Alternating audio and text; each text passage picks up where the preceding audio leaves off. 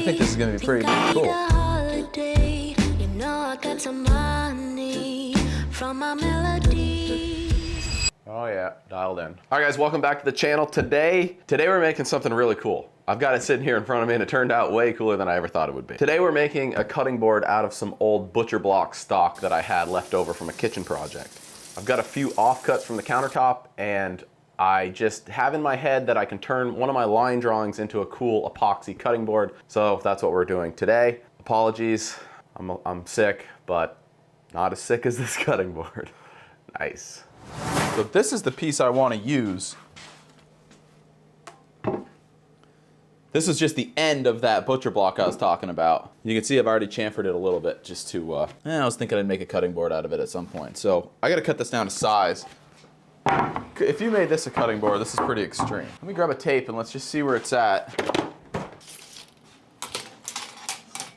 25, well, I guess that's the depth of your counter, so that makes a whole lot of sense. 18.5. So yeah, like I said, that was just the end chunk that I didn't use for the countertops. I want this to be closer to like 16 by 20, I think. So, I've got the Euro rip blade on here. This thing cuts through anything.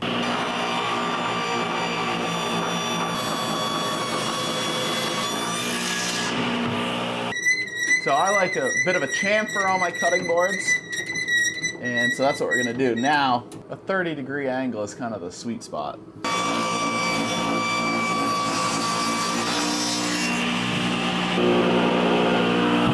As you can see, I just creep up on this. There's no exact science to it.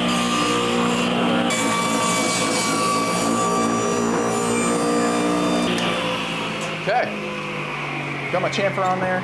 16 by 20, love it. If you guys watch my shop tour, I'm about to show you how this thing rips. So this is the RO90 Fest tool. This is gonna make quick work of just sanding this. Mostly, you'll see it perform on the end grain. This thing's relatively sanded already. We're just gonna do a premature, kind of hit the whole thing with 120 and then move on to the CNC machine.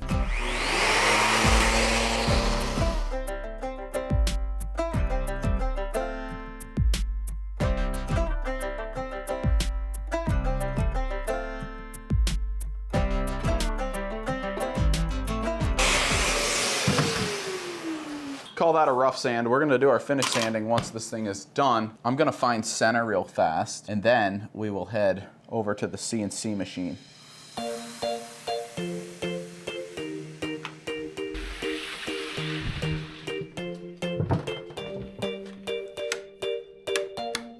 Hey, Lucy.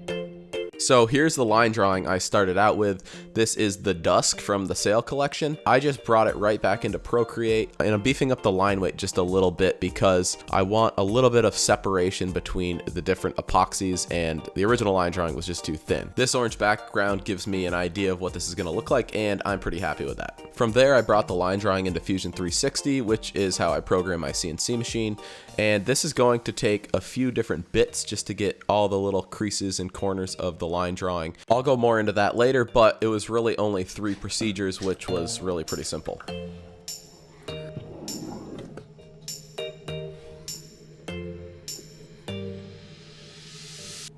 Quarter-inch end mill. We're zeroed. Double check that our center is close to our center. Do it.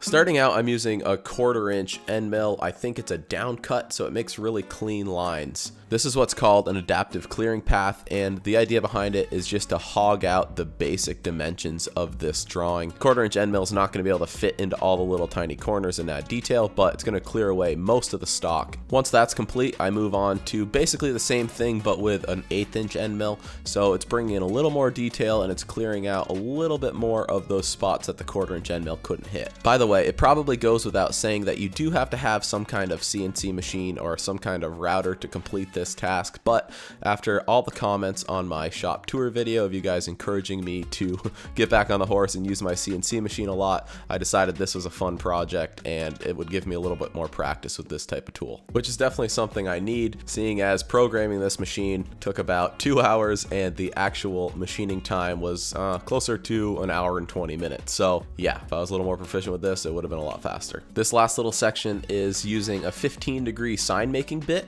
It's basically like a really sharp triangle thing, and this is where all the detail comes in. So this is going to get all of those really clean, crisp lines around the outside. One pass with this, and it finished right up nicely.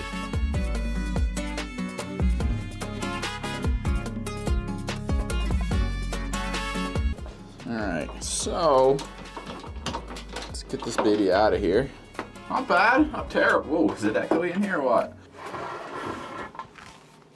Alright, so not terrible. It needs some cleaning up. I'm pretty happy with it. You can see, can you see these little dots in here? So basically, obviously I went around with the 1/4-inch bit, and then I came back through with the 1/8-inch bit, and then I cleaned it up with, you know, get the sharp lines in there with that sign making bit. I resorted to just manually setting my 0.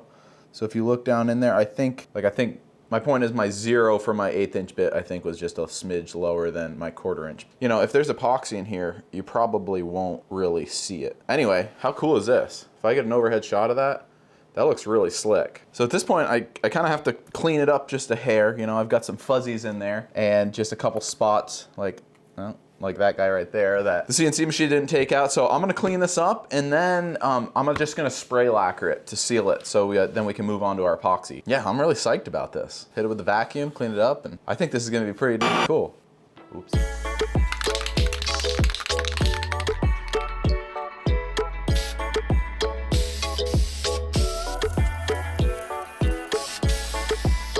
Okay, now that has finished on it, part of the challenge for me, all right, well, to be completely honest, the only real epoxy pour I've ever done is like just black into something similar, or like a line drawing that I did on a cutting board. So I need to experiment a little. I've got some down here. Oh, come on. I've got some liquid glass, super clear liquid glass. This is for 2 to 4 inches thick. So I've got this stuff. Well, let me grab the other thing. The other one I have is this tabletop epoxy from Total Boat.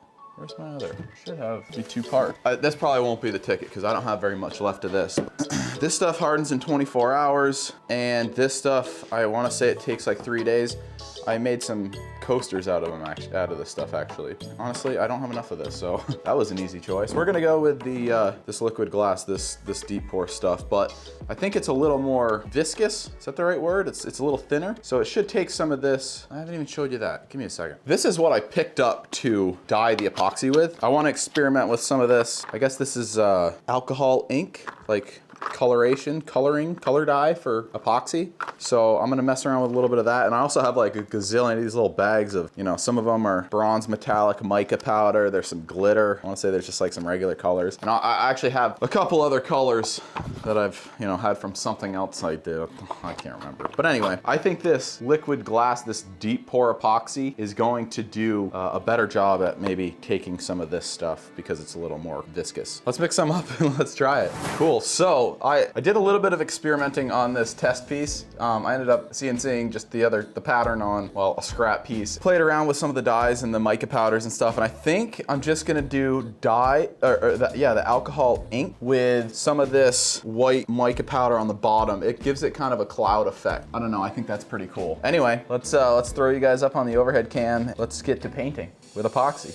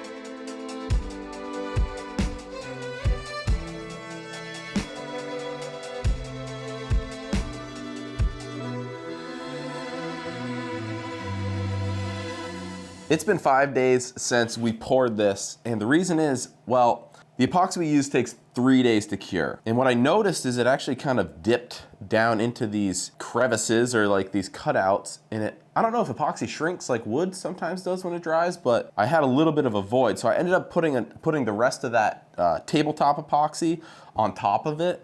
Just kind of flooded the whole thing. So when I throw it through the sander, it'll take it down to flush and I won't have to shave like too much wood off. That's all nice and hard now.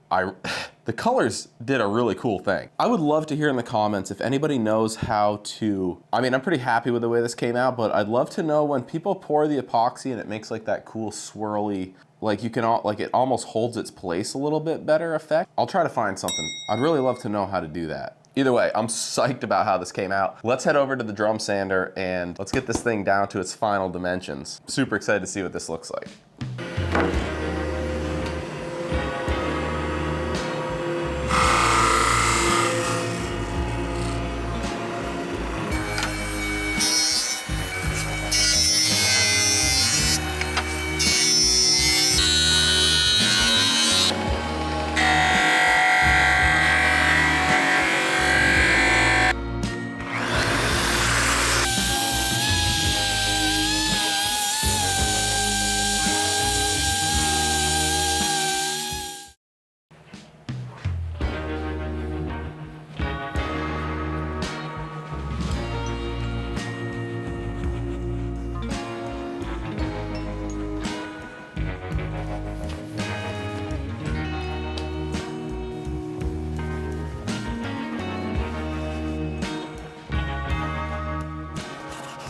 Okay, whew, this thing is sweet. Let's get a close-up shot, eh?